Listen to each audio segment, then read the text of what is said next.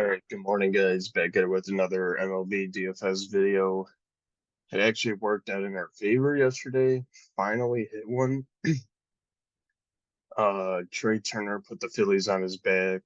He played Kikuchi against Toronto or against Oakland. Um, I'm gonna pull up the rest of the lineup. Um, it's weird because the Braves got there. Austin Riley went over 2, 2 walks, 2 runs, and a stolen base to get us 21. Ozzy got us 15. 0 for 4 with a run. He had a sac fly, stolen base, and a walk. Acuna 2 for 6 with a run and a stolen base. He hit 2 doubles.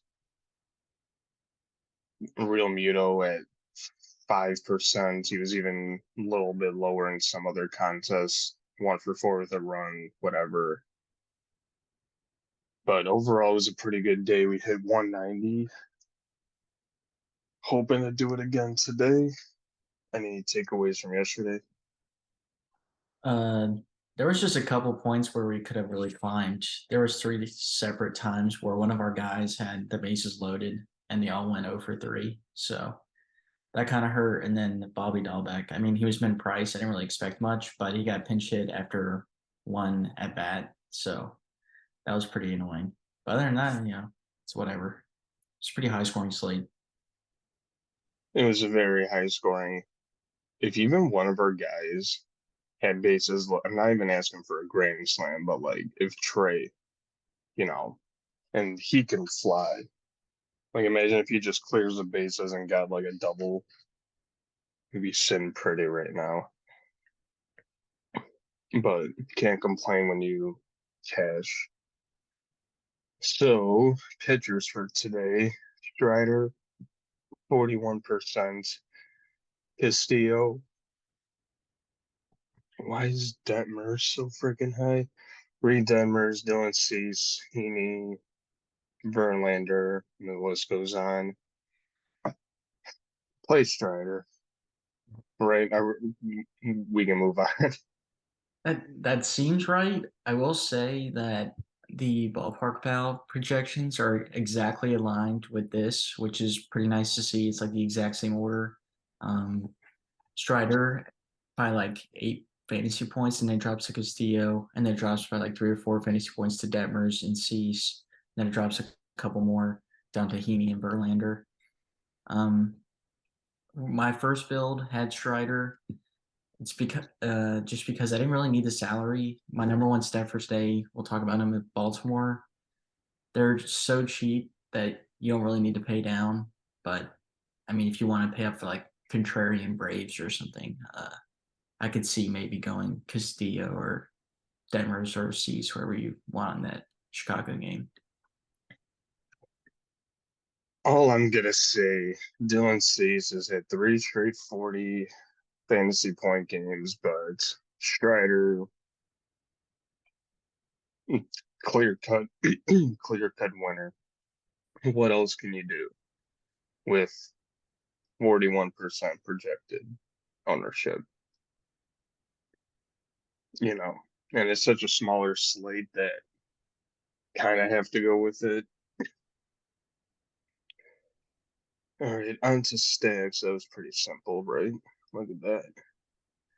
So Texas, Baltimore, Atlanta, Seattle, Mets, Cincy, Dodger, Angels, Minnesota, Detroit, Milwaukee, White Sox, Washington. This is a slap in the face, but whatever. Do you agree with this? What would you change? I mean, what's standing out? I mean, Texas looks good against Matthew Boyd, but they are all really expensive.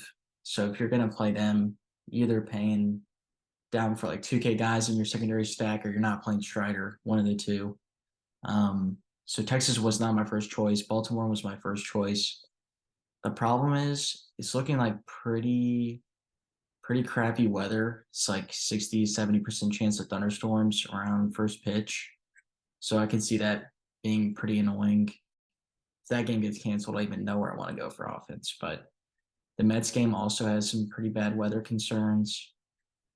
Atlanta should be fine. Like I said, if you're playing the Braves guys, you're paying a premium. So you're either, I mean, you're going to be paying for some 2K bats probably to fit Strider along with them. Not playing the Twins. I think, I don't know. I mean, who's more likely to get blown up, Detmers or Cease? Probably Detmers, especially with the way Robert's been hitting the last week. Could see him getting a hold of one, but I don't really love either one of those offenses. I think Seattle would probably be third for me behind Baltimore and Texas. They have some good home run odds on Ballpark Pal, and Trevor Williams is not very good. So, I mean, they're fourth in the top stack tool. Most negatively leveraged, which kind of stinks, but they do have the second highest stack score. So, take what you can get there. And I mean, you can go to the Reds on the other side of the Baltimore game if it doesn't rain out. They have some decent price tags. You can play like Steer at like 3,300. I think McClain might have jumped in price yesterday after his 50 piece, but you can play India at 34. Friedel's still 3K and Fraley 3,300. Yeah, Texas looks the best here. Baltimore, you alluded to it earlier before we started recording. Baltimore prices are pretty affordable against Cincy, Brandon Williamson.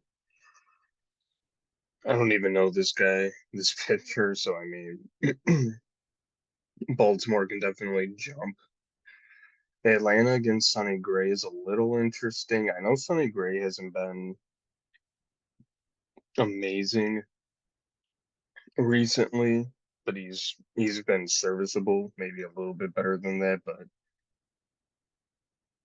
it's the Atlanta Braves, they can hit the ball. It's actually funny because Baltimore and Seattle have the top two stack scores,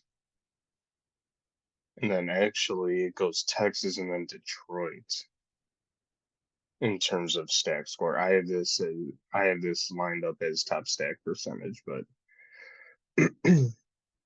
Cincy I can see getting there a little bit. For God knows what reason they were at like a 13-game win streak.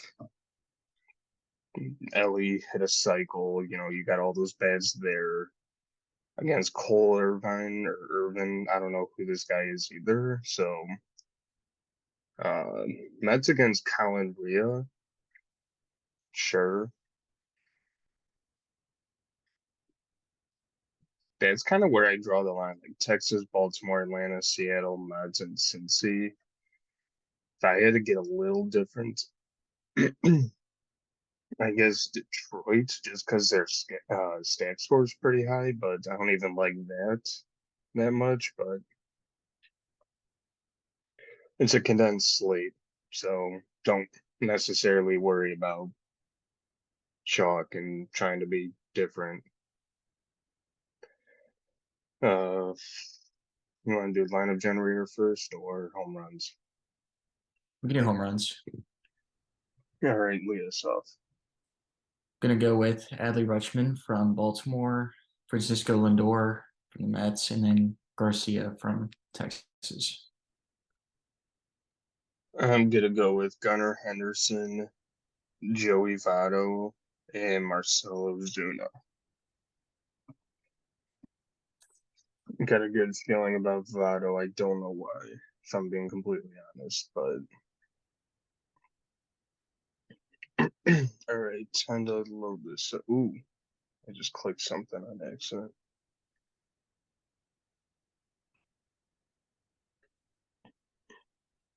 All right, what type of stack should we do today?